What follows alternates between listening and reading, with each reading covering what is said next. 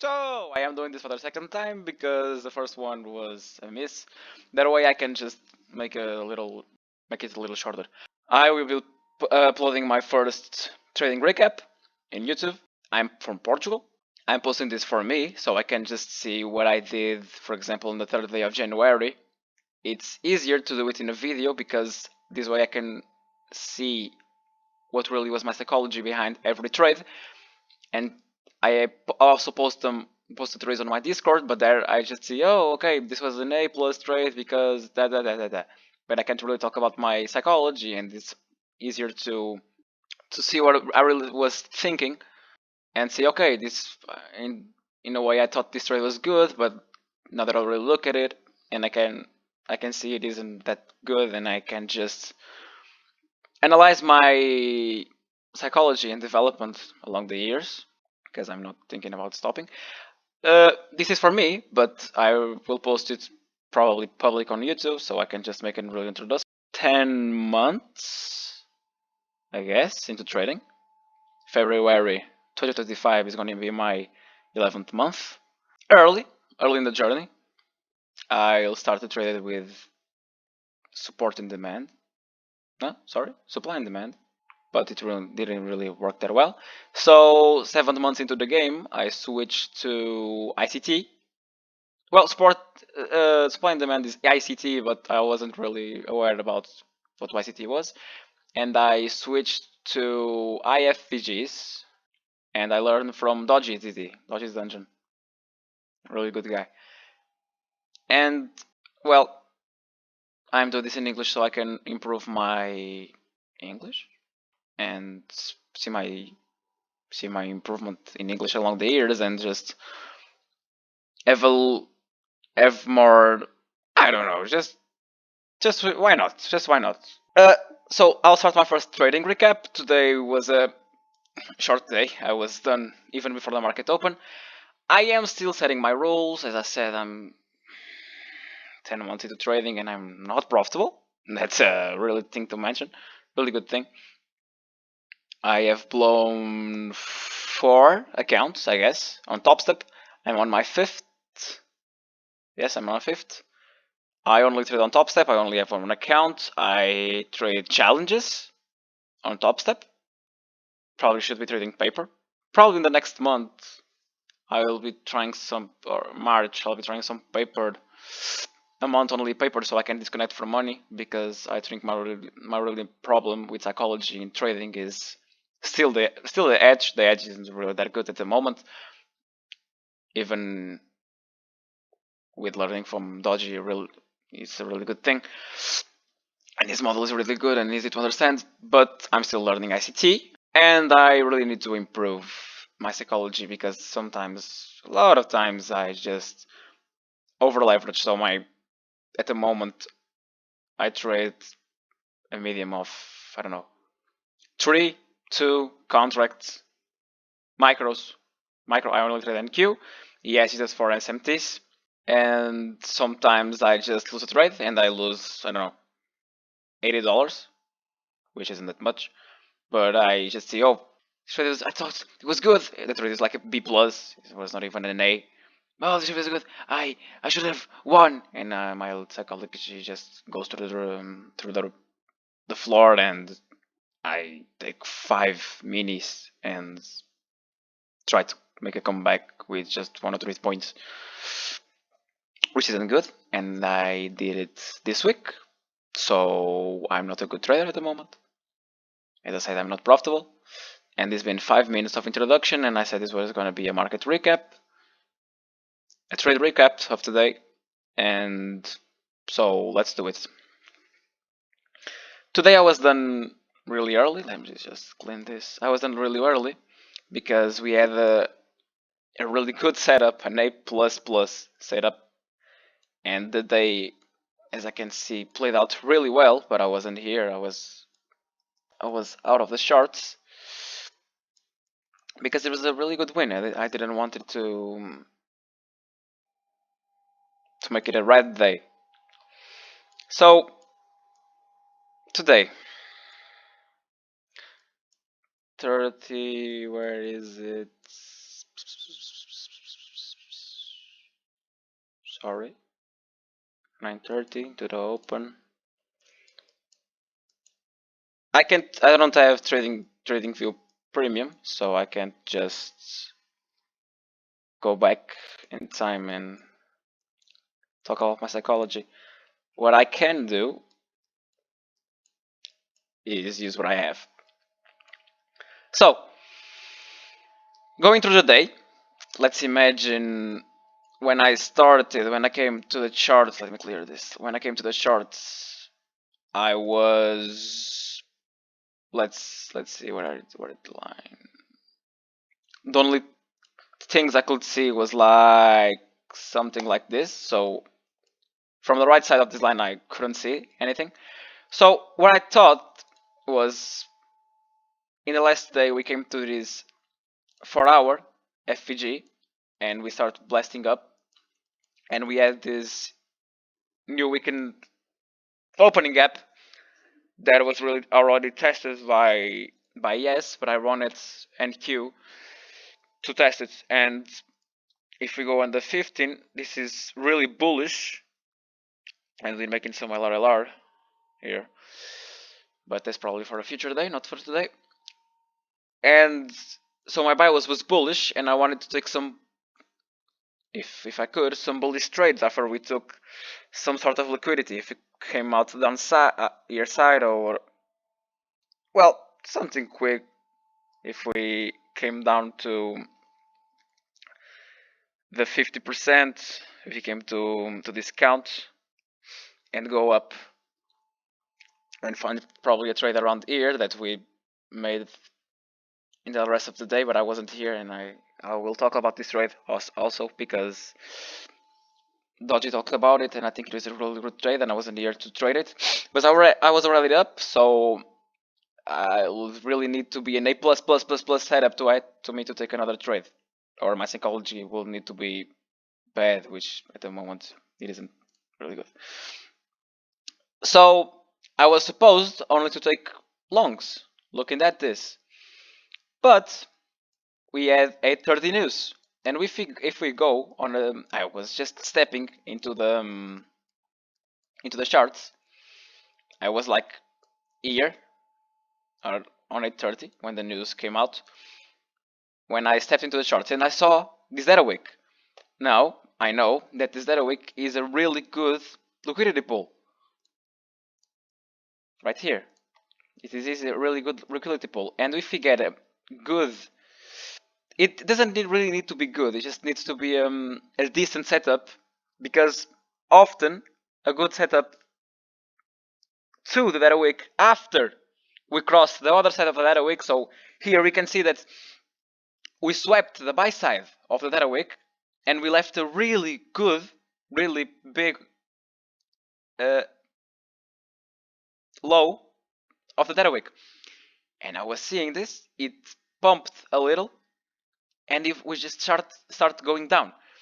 And here I saw really fast a big IFVG on the 32nd. And I didn't even thought about money, I didn't even thought about anything. I just did this. So at the moment 20 points for me is two, let me see, is 2 micros. I'm just trying to risk 80 and 100 per trade because I'm on a 50k on Top Step,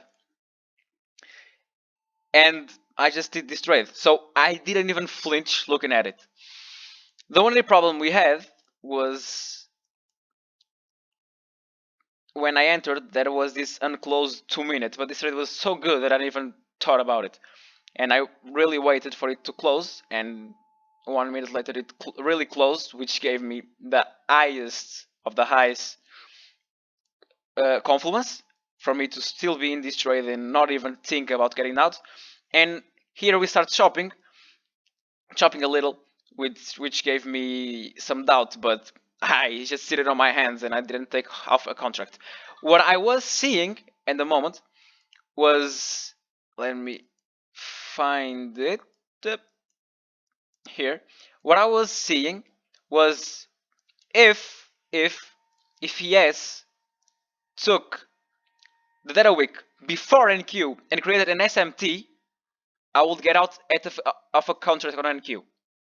Why? Because as you can see, we created an SMT here between NQ and ES, and we've blasted through ES. Now imagine that I've took this trade on ES, and I saw that NQ had swept the data loss, and ES don't. I will take right off a contract. Why? Because SMTs at the moment have been really strong, and I'm looking each day more at SMTs because they really make sense, and I didn't really use them. I will just be like this, looking at NQ, and I will not care about ES. I will just care about ES if this trade isn't really good. Let me see if there's an SMT. Oh, there is, and I will just lost because I wasn't really paying attention to the charts. So this was a really good trade. I gave it an A plus. I took 2 contracts. I won. I'm up to the day $114, and yeah, that's it. This was a really good trade as well. This is the second. I would probably take it with some. I should, if I took it, I would have to de-risk a little. Here I was supposed to risk like 3 contracts till here, but I wouldn't. I should probably just use 2 contracts because yes, hadn't swept the data lows. But yeah, there's an SMT, so it should go higher. Yes, it should go higher, but still the data wick is still a really good liquidity pool, so we could just inverse the charts and come down. So yeah, I couldn't just put a lot of size, and I would enter with 2, probably here. The problem with this trade was yesterday I entered a really good trade, a decent trade, like a B plus, because it wasn't really a decent trade. And the problem was I wasn't aware of volume imbalances. And here, as we can see, we didn't close above the volume imbalance. The problem is if I waited for us to close from the volume imbalance, this would be an invalid trade because we would have passed the first and even the second swing high internal liquidity, intermediate time high. That's what I'm trying to say, and will make this trade invalid. I wouldn't be able to enter it. So if I didn't care about the volume imbalance, I could have entered this trade, but we were on pre-market, not a lot of volume, a little slow. We were chopping, so entering this trade wouldn't be the best thing. But yeah, we had some sort of delivery from the 4-hour, and we had some liquidity sweep. It really wasn't bad, but at the moment I was looking at the charts and I probably wouldn't take it because I was already green on the day, and I'm trying to learn a lot about volume imbalances. They're important. So yeah, probably wouldn't really take this trade. So the trade recap for today is done. Now I seen that Didi was talking about a really good trade here. Let me see. I think Didi talked about this beautiful thing. Now let me analyze it. Let me see. I can take off this, take off this, take off this. Well, where is it? It's here. So yeah, we had delivery from this 4-hour. We had delivery from this 15 minutes, which is really good. Now, I was still bullish. I think I'll be still bullish on the day here. Because we took, as I said in the beginning, we took this low and we V-shaped. Sorry, where is it? We V-shaped up. Now, what I'm seeing here is that we also have this 30-second, which isn't that bad, and I would probably also have taken this 30-second. So let me analyze it and see why would I have taken. So it is really big. I would only have to take it with one contract, and we came to the break even. So this trade will be fine. This trade will be really fine, but it will be a break even. Then we made a manipulation, and here wasn't really that good. But then we made another manipulation leg, and this is just beautiful. This 30-second. So you manipulate it again, a manipulation leg off a manipulation leg, and we just V-shaped right through this, and the trade will be like something like this. Sorry. Here, this is an A plus, because as we can see, we would have entered here with probably just 1-2 contracts, depend on my on the hour. I will have to do just one contract, but the problem here is we have this one, which we don't know if we are going to inverse. So probably what I would have done, and this is a probably, I would have waited, and I would have entered here and go break even right here, and I would go break even on this trade. Now I would go break even on this, but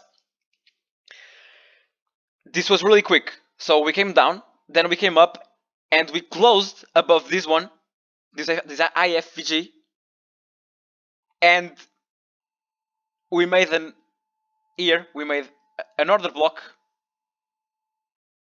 and we just gave up. So I probably would have entered here again. Let me see if you have an SMT here with the S. Where is this? Sorry. Where is this? It's here. It's here. No, we don't have an SMT. Still, yeah.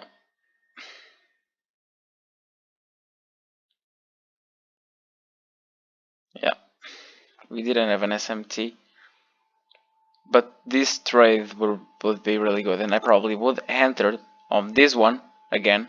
That was inside an FVG on yes. That also made another block on the 32nd. And yeah, I'll probably have entered here and do something like this again with just one contract. I would go break even here because looking at the hour, it's past 11. So past 11 it isn't really that good. So what I prefer to do is go break even on the first high. I will just have one contract, so I will take it at the one. So what I probably have done was something like, let me see. Yeah, I will probably do something like this. I will probably just measure the 50% of this FVG, which is right here, and I will try to put my TP here.